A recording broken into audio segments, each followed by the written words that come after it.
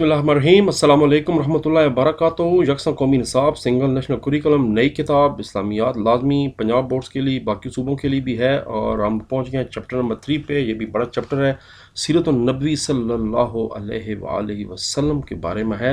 इसके अंदर जनाब 6 एक्सरसाइज हैं, 6 टॉपिक्स सबक हैं। ग़ज़वा तबूक है पहले, फिर हुज्जतुल विदा है, फिर विसाल नबी सल्लल्लाहु अलैहि वसल्लम है, उसके बाद सिला रहमी है, ख़वातीन के साथ उसने सलूक है, और अंदाज़े तरबियत है। 6 लेसन इस एक्सरसाइज एक चैप्टर नंबर 3 के अंदर हैं, तो 6 के 6 कर लेते हैं। पहले चलते हैं चैप्टर के अंदर और पहला लेसन शुरू करते हैं ग़ज़वा तबूक के बारे में। मदीना मुनव्वरा से दमिश्क के रास्ते पर वाक़या तबूक जो है वो नाम किस लिए है? वो असल में चश्मे का नाम है तबूक, जिसकी वजह से इसे ग़ज़वा तबूक कहा जाता है। जब मदीना मुनव्वरा से शाम की तरफ सफ़र की जाए, यानी दमिश्क जो है वो कैपिटल है सीरिया शाम का, तो ये रास्ते में आता है, बिल्कुल सऊदी अरेबिया के ऊपर जनाब शुमाल की तरफ है, आखिरी शहरों में से एक है, इंतहाई ठंडा इलाका है। यहीं पर अब वो मशहूर आलम नियॉन सिटी बन रही है। ग़ज़वा तबूक के मौके पर हज़रत अबू बकर सिद्दीक़ रज़ी अल्लाह ताला अन्हु ने नबी करीम सल्लल्लाहु अलैहि वसल्लम में घर का सारा सामान पेश कर दिया था। ग़ज़वा तबूक के मौके पर हज़रत अली रज़ी अल्लाह ताला की ज़िम्मेदारी सौंपी गई थी कि वो मक्का मुकर्रमा में रहकर अहले बैत की हिफाजत करेंगे। ग़ज़वा तबूक के मौके पर मुसलमानों के पास ज़्यादा राह की शदीद किल्लत थी, क्योंकि काफ़ी मसाइल थे, फसलें कम हुई थी, कैद साली थी और इंतहाई मसाइल थे। ग़ज़वा तबूक के मौके पर हज़रत काब बिन मालिक की तौबा कबूल हुई, सच बोले थे। 3 सहाबी थे जो कि जिन्होंने ग़ज़वा तबूक में शिरकत नहीं की थी, फिर बाद में उनको इसका अफसोस हुआ, उन्होंने सच बोला, आप सल्लम से सच बोला और अल्लाह ताला से माफ़ी तलबगार की। बाद में वही आई और अल्लाह तबारक व तआला ने सच बोलने की वजह से इनकी माफ़ी कबूल कर दी। तो इससे आप देख सकते हैं कितनी बड़ी सच की उनको इनाम मिल रहा है। हालांकि जो जहाद से नहीं गए थे वो अपनी जगह एक बड़ा ख़तरनाक मामला था, मगर सच की अल्लाह ताला ने उनको माफ़ फरमा दी। शॉर्ट क्वेश्चन, अहले मदीना को रोमियों की जंगी तैयारी थी, रोमन्स की बात हो रही है, वो उन्होंने हमला करने का इरादा किया था शाम के ईसाइयों को साथ मिलाकर। तो इतला किसने दी थी? ये असल में ताजर थे जो कि वहाँ से आ रहे थे, उन्होंने दी थी इतला। यहाँ पर खा लेते हैं। शाम के ताजरों ने मदीना मुनव्वरा में ये खबर दी थी कि रोमियों ने शाम में मुसलमानों के मुकाबले के लिए एक बहुत बड़ा लश्कर तैयार की है, जिसको रोमन एम्परर हरकल की हमायत हासिल है। हरकल जो है वो रोमन एम्परर था, कैसर रोम, सीज़र का आप सुनोगे आपने, जैसे जूलियस सीज़र, अगस्टस सीज़र। नबी करीम सल्लल्लाहु अलैहि वसल्लम ने किन लोगों के लिए जंग में शिरकत लाजमी करार दी थी? आप सल्लल्लाहु अलैहि वसल्लम ने इस मुहिम में हर इस शख्स की शिरकत लाजमी करार दे दी जो सेहतमंद हो और उसके पास सवारी, क्योंकि जानवर सवारी का बड़ा ज़रूरी था, बहुत दूर आपने सफ़र करना था, शायद 800,000 किलोमीटर से भी ज़्यादा लंबा सफ़र बनता है ये। इसलिए फिर हम पढ़ेंगे बहुत से सहाबा कराम सवारी ना होने की वजह से जहाद में शरीक ना हो सके थे, लेकिन अल्लाह तबारक व तआला ने उनकी नीयत देखी थी। हज़रत तबूक के मौके पर हज़रत उस्मान रज़ी अल्लाह ताला अन्हु ने कितना सम्मान आप सल्लल्लाहु अलैहि वसल्लम की खिदमत में पेश किया था? हज़रत उस्मान गनी रज़ी अल्लाह ताला अन्हु ने तबूक की तैयारी के लिए 100 घोड़े, 900 ऊँट और 1000 दिनार लेकर हाजिर हुए। आप सल्लम ने तमाम जो थी उसका 1/3 साजो सामान पूरे सिर्फ उन्होंने खुद अकेले पेश किया था। 1/3 लश्कर के साथ सामान, 1/3। ग़ज़वा तबूक के मौके पर ख़वातीन ने किस तरह इस्लामी लश्कर की तारीम में मदद की? सहाबा कराम के साथ साथ सहाबियात रज़ी अल्लाह ताला अन्हुम भी अपने अमवार आप सल्लम की खिदमत में पेश कर दिए। सईदा उम्मे सुनान असलमिया रज़ी अल्लाह बीमार फरमाती हैं कि मैंने सईदा आशा रज़ी अल्लाह अन्हा के हुजरे में रसूल सल्लम के सामने एक चादर बिछी हुई देखी, जिसमें मुसलमान ख़वातीन अपने हार, चूड़ियाँ, अंगूठियाँ, झुमके और दीगर ज़ेवरात और कपड़े डाल रही थीं। ग़ज़वा तबूक के मौके पर मुनाफ़िकीन का क्या किरदार था? जहन्नम के सबसे निचला गड़ा मुनाफ़िकीन के लिए।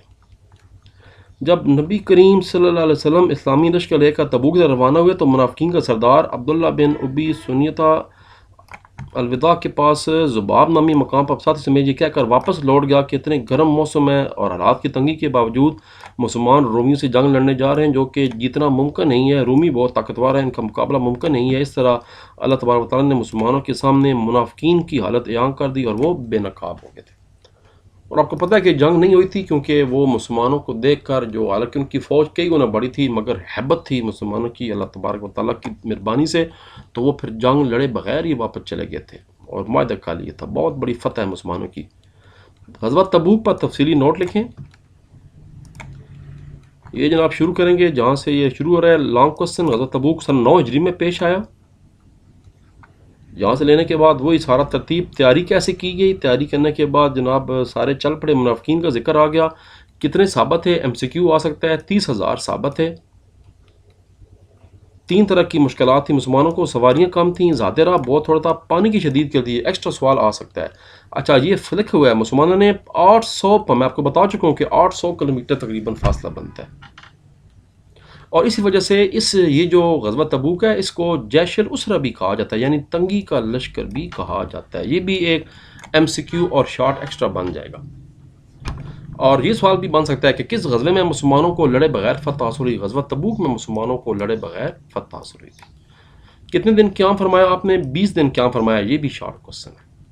اور یہاں تک آپ کا لانگ سوال ختم ہو جاتا ہے. بس آگے پھر وہ ذکر ہے کہ جن کی توبہ قبول ہوئی، جن سچ بولا 3 سابق کی. مگر وہ لانگ سوال میں یہاں تک پڑھا ہے، پھر وہ تو پھر پورا کا پورا بن جاتا ہے، ٹاپک بن جائے گا.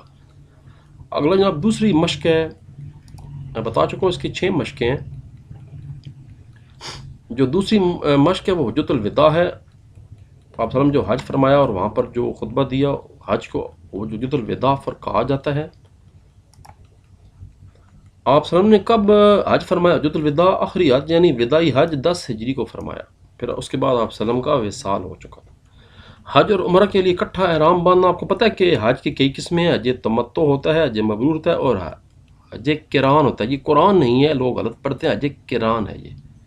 یہ وہ حج ہے جس میں قربانی جانور بھی ساتھ ہوتا ہے اور اسی احرام میں عمرہ بھی اور حج بھی کیا جاتا ہے. اگر عمرہ علیحدہ کرنا ہو اور بعد میں کچھ دنوں کے بعد حج کرنا ہو تو اس کے لیے پھر علیحدہ حج کی نیت کی جاتی ہے. آپ صلی اللہ علیہ وسلم نے حج قران فرمایا تھا.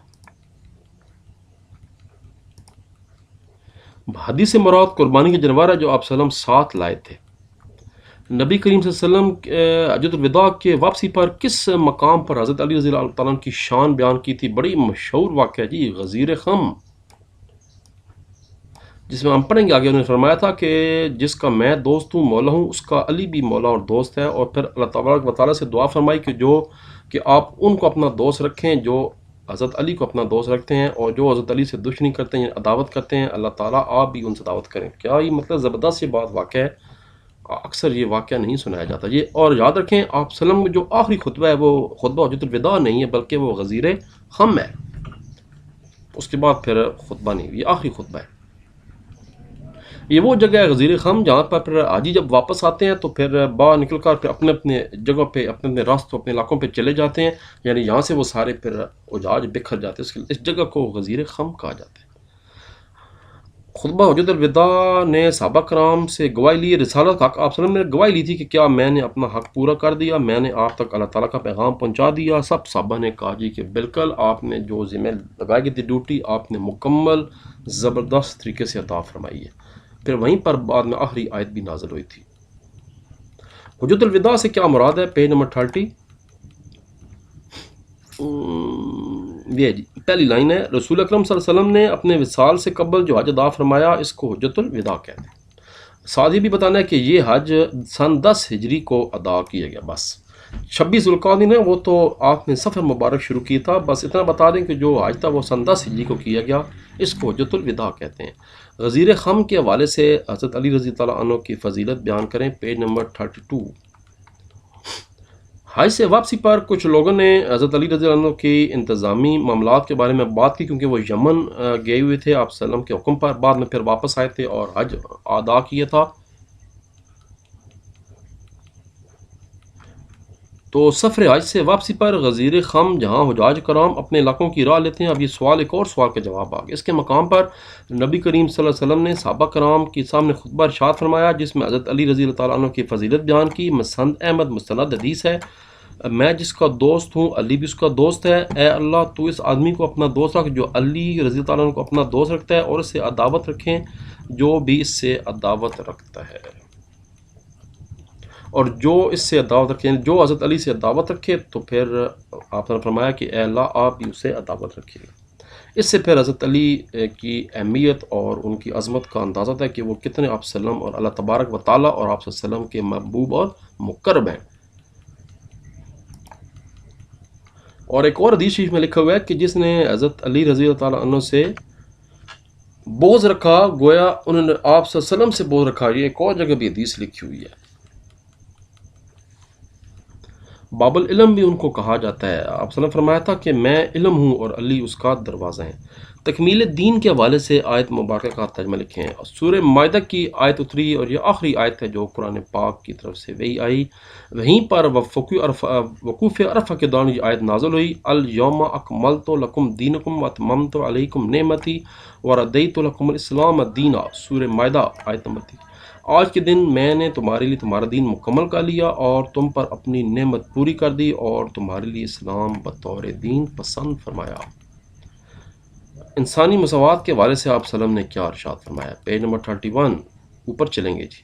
یہاں سے آپ خاتم النبیین صلی اللہ علیہ وسلم نے فرمایا کہ تم سب آدم کی اولاد ہو اور آدم مٹی سے بنے تھے. کسی عربی کو اجمی پر، کسی اجمی کو عربی پر، کسی کالے کو گورے اور کسی گورے کو کالے پر کوئی فضیلت نہیں ہے سوائے تقوی کے. آپ صلی اللہ علیہ وسلم نے ایک دوسرے کی جان، مال اور عزت کے تحفظ پر خاص زور دیا. یہ بات بتانی ہے، مساوات، برابری. آپ صلی اللہ علیہ وسلم نے خطبہ حجۃ الوداع میں کیا دو چیزوں کو مضبوطی سے پکڑنے کا حکم دیا، وصیت فرمائی.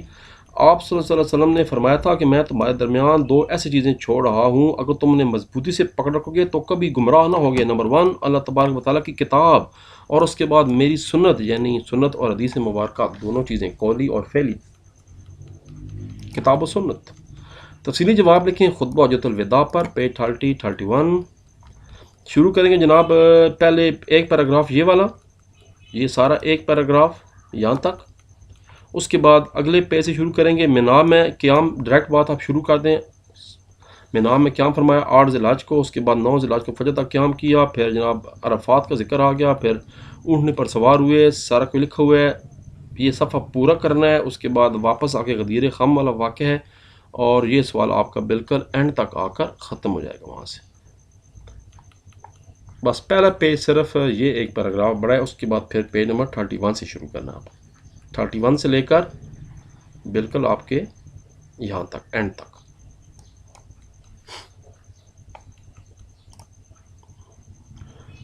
جناب اگلی ایکسرسائز ہے تیسرا. پہلے چیک کر لیں کہ اگلی جو سبق ہے وہ کس چیز سے ریلیٹڈ ہے. اگلا سبق ہے آپ وسلم کا وصال مبارک، وصال نبی صلی اللہ علیہ وآلہ وسلم.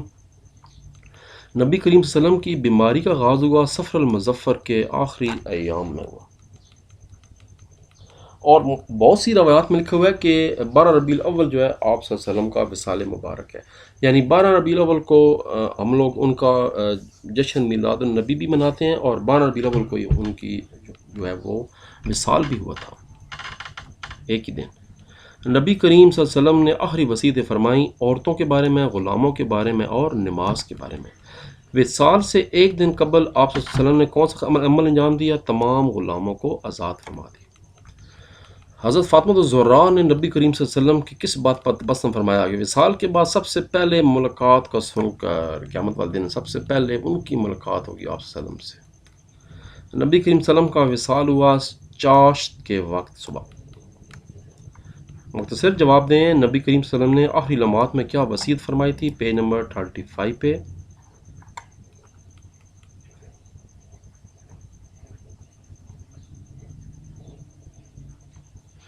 یہ جناب آپ صلی اللہ علیہ وسلم نے وفات سے چند لمحے قبل سیدنا جناب حسن رضی اللہ تعالیٰ عنہ اور سیدنا جناب حسین رضی اللہ عنہ کو بلا کر چوما.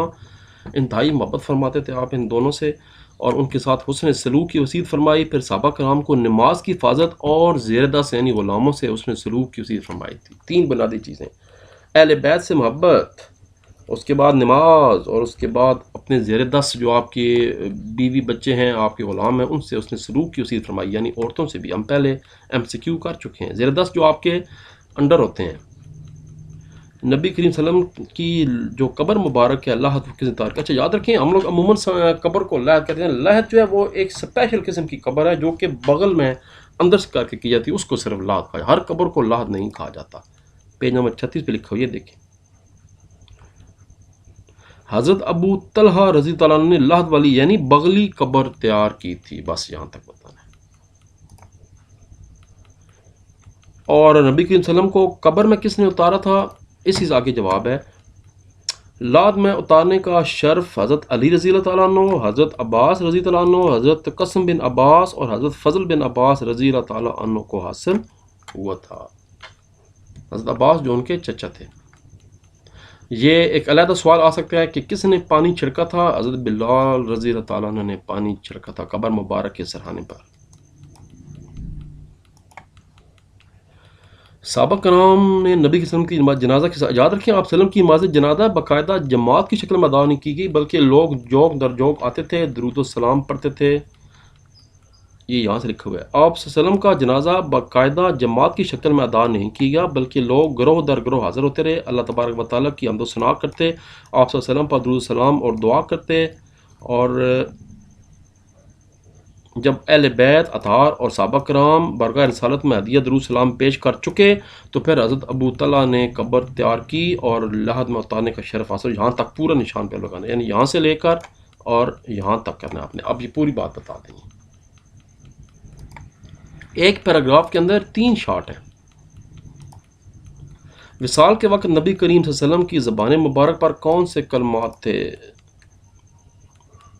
اصل رفیق سے ملنا چاہتے، یہ ہے جی، آپ خاتم النبیین صلی اللہ علیہ وسلم آخری الفاظ تھے، اللہم بالرفیق الاعلی، اے اللہ مجھے بلند مرتبہ رفیق سے ملا دیں، یعنی آپ اپنے آپ سے مجھے ملا دیں۔ یہ الفاظ آپ وسلم نے 3 مرتبہ دہرائے اور آپ وسلم کا ہاتھ مبارک جھک گیا۔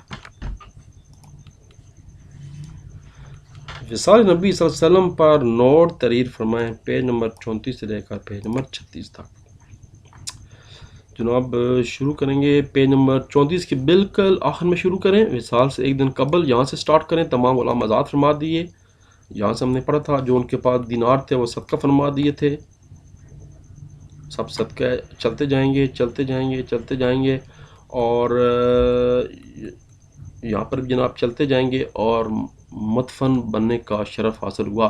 ایک اور ایکسٹرا سوال آ سکتا ہے کہ آپ سلم جو مدفن ہے وہ کس کے حجرے میں ہوا؟ آپ سلم کو حضرت عائشہ رضی اللہ عنہ کے حجرے میں دفن کیا گیا، قبر مبارک وہاں پر اس حجرے میں موجود ہے جو بالکل متصل ہے مسجد نبوی کے۔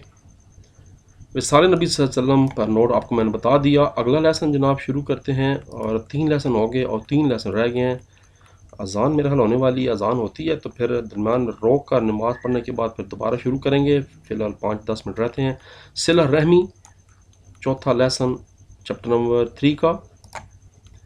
صلہ رحمی سے کیا مراد ہے؟ رشتہ داروں کے ساتھ تعلقات کو مضبوط کرنا، اور قطع رحمی کا مطلب ہے رشتہ داروں کے ساتھ تعلقات کو ختم کرنا۔ عمر اور رزق میں اضافہ ہوتا ہے، بار بار فرمایا گیا کہ جو شخص اپنی عمر اور رزق میں اضافہ چاہتا ہے وہ صلہ رحمی کرتا ہے، اچھا سلوک رشتہ داروں کے ساتھ۔ رشتہ داروں کے ساتھ تعلقات ختم کرنا کہلاتا ہے قطع رحمی۔ قطع رحمی کرنے والا جنت میں داخل نہیں ہوگا، حدیث شریف میں لکھا ہوا ہے۔ حدیث مبارکہ کی روشنی میں اصل صلہ رحمی کیا ہے کہ جو آپ سے تعلق توڑنا چاہتا ہے اس سے بھی جوڑیں، یعنی ایک تو تعلقات اچھے کریں پھر اگر کوئی نہیں بھی کرنا چاہتا رشتہ دار اس سے بھی زبردستی تعلقات جوڑیں، یہ اصل صلہ رحمی ہے۔ اصل پہل جو کرے گا وہی بس جائے گا آگے جی۔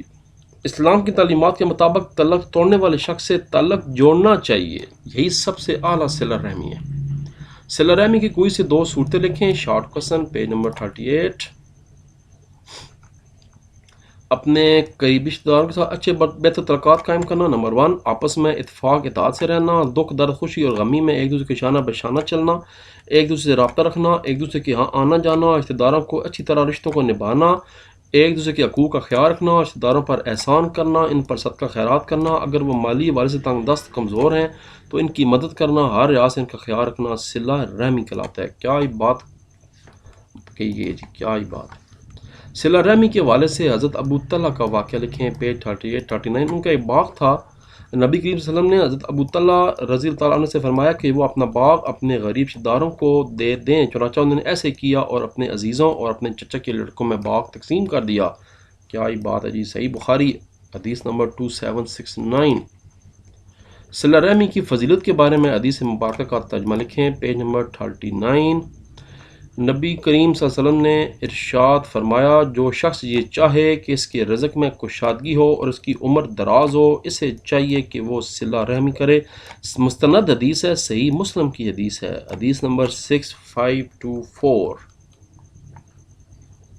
یہ جو اوپر پر میں نے ہائی لائٹ کی ہوئے ہے یہ ایک علیحدہ سوال ہے، ابھی آگے آنے والا ہے، وہ ہے کہ صلہ رحمی کے فوائد کیا ہیں۔ وہ یہ ہے صلہ رحمی کے 2 فائدے بیان کریں۔ نبی کریم صلی اللہ علیہ وسلم نے فرمایا کہ صلہ رحمی اختیار کرنے والے شخص کو رزق میں کشادگی اور عمر میں برکت کی ضمانت عطا فرمائی گئی ہے، یہ بات ہوتی ہے۔ اور شارٹ کوسچن ہے قطع رحمی کے 2 نقصانات تحریر کریں۔ اب نقصانات کی بات ہو رہی ہے 38 39۔ پہلی بات یہ بتا دیں، آپ صلی اللہ علیہ وسلم نے فرمایا کہ بے شک اللہ تبارک و تعالیٰ کی رحمت اس قوم پر نازل نہیں ہوتی جس پر کوئی قطع تلقی کرنے والا موجود ہو۔ ایک بات۔ دوسری بات پین اوپر ہے، یہ پین ایک یہ بات بتانی ہے اور ایک یہ بات بتانی ہے، پیج 38 پہ بتانا ہے۔ ایک تو یہ ہے اللہ تبارک و تعالیٰ نے قطع رحمی کرنے والوں کو نقصان اٹھانے والا قرار دیا ہے۔ قیامت کے دن صلہ رحمی سے متعلق بھی پوچھا جائے گا۔ تو میں پھر بتا رہا ہوں، ایک ہائی لائٹ یہ والی جو میں نے کر دی، اب ایک وہ ہوگی بات، یہ والی لائن ہو گئی یہ والی، اور دوسری جو پھر وہ نیچے ہے یہ والی، اللہ تعالیٰ کی رحمت اس قوم پر نازل نہیں ہوتی جس پر کوئی قطع تلقی کرنے والا موجود ہو۔ لانگ سوال آگے جی، صلہ رحمی کی اہمیت پر جامع نوٹ لکھیں۔ 39 اور 40 یہاں سے ڈائریکٹ شروع کریں، بس اوپر جانے کی ضرورت نہیں ہے، یہاں سے شروع کریں۔ نبی کریم صلی اللہ علیہ وسلم کے اخلاق حسنہ اور صلہ رحمی کا ایک نمونہ ہے، یہاں سے لے کر چلتے جائیں گے، آپ بیچ میں سارے شارٹ کور ہو جائیں گے اور چھوٹا سا سوال بنے گا لانگ، یہاں تک مکمل ہو جائے گا۔ پیج 39 پورا اور پیج نمبر 40 آدھا کیا بلکہ آدھے سے بھی آدھا۔ 2 اسباق ہمارے رہ گئے ہیں اور پھر یہ اسباق جناب شروع کرتے ہیں۔ اگلا ہمارا سبق ہے بطور سرچشمہ ہدایت۔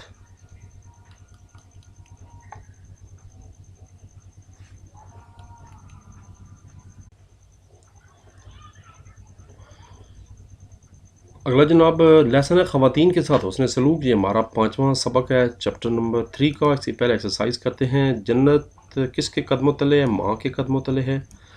کون سا شخص 2 انگلیوں کی طرح نبی کریم صلی اللہ علیہ وسلم کے قریب ہوگا قیامت والے دن؟ وہ ہے 2 بیٹیوں کی اچھی تربیت کرنے والا، وہ جنت میں آپ صلی اللہ علیہ وسلم کے قریب ہوگا۔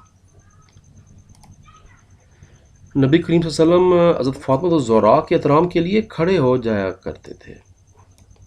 نبی کریم صلی اللہ علیہ وسلم نے بھلائی وسیع فرمائی عورتوں کے ساتھ۔ نبی کریم صلی اللہ علیہ وسلم اپنی دائی حضرت حلیمہ رضی اللہ عنہ کے استقبال کے لیے اپنی چادر ان کے قدموں میں بچھائی تھی۔ مختصر جواب دیں، اسلام کی آمد سے پہلے عورتوں کے ساتھ کیسا سلوک کیا جاتا تھا؟ پیج نمبر 42 چھوٹا سا جواب ہے۔ اسلام سے پہلے اور مختلف تہذیبوں اور معاشروں میں خواتین کو بہت سے حقوق سے محروم رکھا گیا اور ظلم و ستم کا شکار بنایا گیا۔ یہاں پر آپ مزید لکھیں کہ اسلام سے پہلے عربوں میں بچیوں کو زندہ دفن کرنے کا بھی رواج تھا، وہ بھی آپ یہاں پر لکھ دیں۔ نبی کریم صلی اللہ علیہ وسلم نے خواتین کی تربیت کے لیے کیا اقدامات کیا تھا؟ Page number 43۔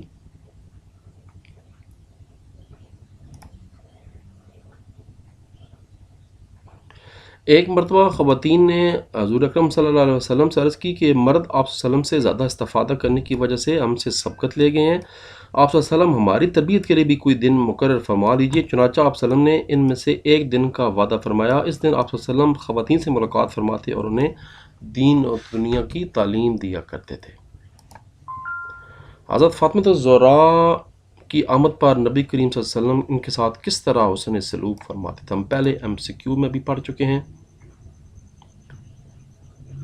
نبی کریم صلی اللہ علیہ وسلم نے عورت کو وہ عزت دی ہے کہ قیامت تک کے لیے اس کا مقام اور مرتبہ واضح ہو گیا۔ حضرت عائشہ رضی اللہ عنہا فرماتی ہیں کہ جب حضرت فاطمہ الزہراء رضی اللہ تعالیٰ عنہ کی خدمت میں آپ صلی اللہ علیہ وسلم کی خدمت میں حاضر ہوتیں تو آپ صلی اللہ علیہ وسلم انہیں خوش آمدید کہتے ہوئے کھڑے ہو جاتے، ان کا ہاتھ پکڑتے، ان کی پیشانی کو بوسہ دیتے اور انہیں اپنی جگہ پر بٹھاتے۔ شعب الایمان حدیث نمبر 8927۔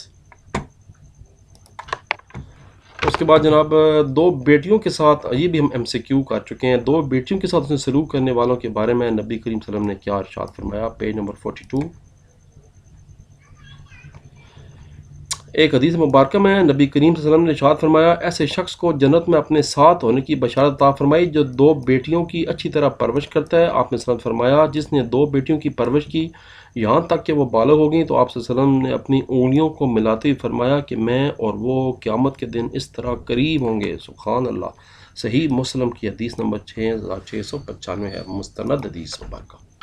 ہمیں خواتین کے ساتھ کس طرح کا رویہ اختیار کرنا چاہیے؟ آخری بالکل پیراگراف ہے یہ والا۔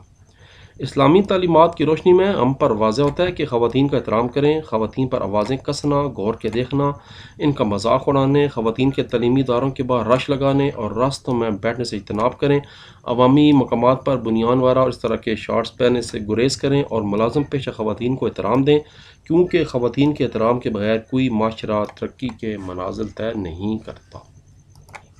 لانگ سوال ہے، سیرت طیبہ کی روشنی میں خواتین کے ساتھ حسن سلوک پر نوٹ لکھیں۔ چھوٹا سا ٹاپک اس لیے یہ پورا ٹاپک ہے، فل ہے، کل ہے۔ پیج نمبر یہاں سے سٹارٹ ہوگا 42 پورا اور پیج نمبر 43، کیونکہ یہ جب شارٹ کر کے پڑھیں گے تو آٹومیٹکلی چھوٹا ٹاپک بن جائے گا۔ آخری سبق ہے اسی چیپٹر نمبر 3 کا اور وہ ہے انداز تربیت۔ پہلے ہم ایمسیکیوز کرتے ہیں۔ نبی کریم صلی اللہ علیہ وسلم کی 10 سال تک خدمت کی تھی حضرت انس بن مالک رضی اللہ تعالیٰ عنہ نے۔ نبی کریم صلی اللہ علیہ وسلم نے حضرت معاذ بن جبل کو کہاں پر روانہ کیا؟ یمن میں ان کو بھیجا۔ نبی کریم صلی اللہ علیہ وسلم نے سے جب ایک صحابی نے قیامت کے بارے میں سوال پوچھا تو آپ نے فرمایا کہ کیا تم نے اس کی تیاری کر رکھی ہے؟ نبی کریم صلی اللہ علیہ وسلم شفقت سے ہاتھ چومے ایک مزدور کے جن کے پتھر توڑنے کی وجہ سے ہاتھوں پر نشان پڑ چکے تھے۔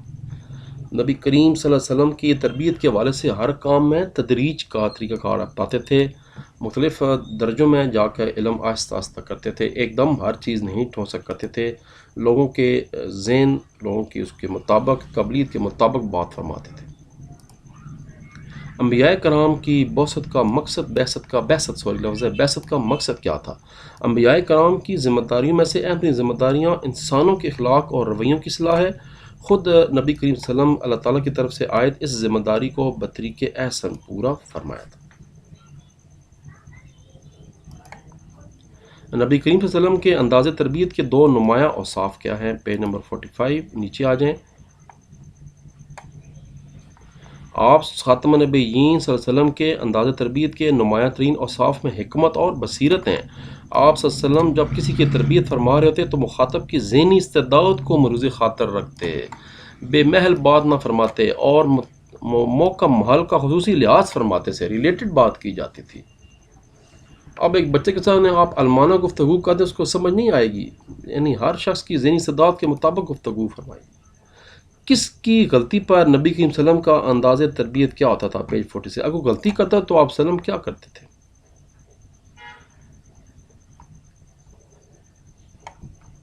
آپ صلی اللہ علیہ وسلم جب بھی نصیحت فرماتے تو اس کا خیال رکھتے کہ کسی کی دل آزاری نہ ہو۔ نصیحت کے وقت آنکھوں میں محبت، شفقت کی چمک ہوتی اور چہرے پر سختی کے بجائے نرمی کا انداز رکھتا تھا۔ اگر کبھی اس بات کی ضرورت ہوتی کہ غلطی پر فوراً مطالبہ کی جائے تو انتہائی نرمی اور نہایت دل سوزی اور محبت کے انداز میں سمجھاتے تاکہ مخاطب حق بات قبول کرنے کے لیے آمادہ ہو جائے۔ جیسے آگے ذکر ہے ایک دیہاتی کا، اس کو انہوں نے خاص طریقے سے فرمایا تھا۔ مسلسل روزے رکھنے سے صحابہ کرام کے بارے میں آپ صلی اللہ علیہ وسلم کا کچھ آپ صلی اللہ علیہ وسلم کو دیکھا دیکھی کچھ صحابہ کرام نے مسلسل روزے رکھنے شروع کر دیے، جس سے ان کی صحت خراب ہو گئی، رنگ زرد پڑ گیا۔ آپ صلی اللہ علیہ وسلم نے فرمایا کہ اب ڈائریکٹ ان کو نہیں منع کیا بلکہ خاص طریقے سے ان کو سمجھایا تاکہ اس کا ان کا نہ ہو۔ ایک مرتبہ لوگوں نے آپ صلی اللہ علیہ وسلم کو مسلسل روزے رکھتے ہوئے دیکھا تو صحابہ کرام بھی مسلسل روزے رکھنا شروع کر دی، اس کی وجہ سے ان کی کمزوری لاحق ہو گئی، چہروں کے رنگ پیلے پڑ گئے۔ تو آپ صلی اللہ علیہ وسلم نے ایک جگہ پر جہاں کافی لوگ جمع تھے فرمایا کہ لوگوں کو کیا ہو گیا کہ کسی کو دیکھ کر وہ طرز عمل اختیار کر لیتے ہیں، حالانکہ ایک بندہ دوسرے سے مختلف ہو سکتا ہے۔ سنن ابن داؤد، یعنی آپ صلی اللہ علیہ وسلم نے نام لینے کے بجائے اشاروں سے یہ بات کرنے کی کوشش کی تاکہ ان کی دل آزاری نہ ہو۔ ظاہری بات ہے آپ صلی اللہ علیہ وسلم کی جو روحانی جسمانی طاقت ہے وہ عام انسان سے بہت بلند ہے۔ نبی کریم صلی اللہ علیہ وسلم کی انداز تربیت میں کن کے لیے رہنما اصول ہیں؟ Page number 47۔ رسول اکرم صلی اللہ علیہ وسلم کے انداز تربیت میں والدین کے لیے، اساتذہ کرام کے لیے اور علماء کرام کے لیے رہنما اصول ہیں۔ جن کو مشعل راہ بنا کر وہ نئی نسل کی بہترین تربیت کر سکتے ہیں اور ان کو معاشرے کا ایک کامیاب فرد بنا سکتے ہیں۔ لانگ سوال ہے جی آخری کہ انداز تربیت پر نوٹ لکھیں، پیج 47 سارا نہیں کرنا، آپ کو میں بتا دیتا ہوں کیونکہ یہ بہت بڑا ٹاپک ہے۔ پیج 45 میں یہاں سے سٹارٹ کریں جہاں میں نے لانگ سوال لکھا ہوا ہے، آپ سلم کے انداز تربیت کے نمایاں وسائل سے شروع کریں اور یہ شارٹ کوسچن بھی ہے، یہ پیج پورا کریں۔ اس کے بعد یہ والا جو اگلا پیج ہے وہ یہاں تک کریں، خصوصی صفت عطا کی تھی یہاں تک۔ اس کے بعد پھر یہاں سے شروع کریں، نبی کریم صلی اللہ علیہ وسلم ہر بات مناسب موقع پر کرتے تھے، یہاں سے لے کر پھر پیج 47 پہ آ کے بالکل اینڈ تک کر دیں۔ اس کے بعد جناب چیپٹر نمبر 4 شروع کیا جائے گا انشاءاللہ۔ تب تک کے لیے اجازت، اللہ تبارک و تعالیٰ آپ کا حامی و ناصر ہو۔ پاکستان زندہ باد۔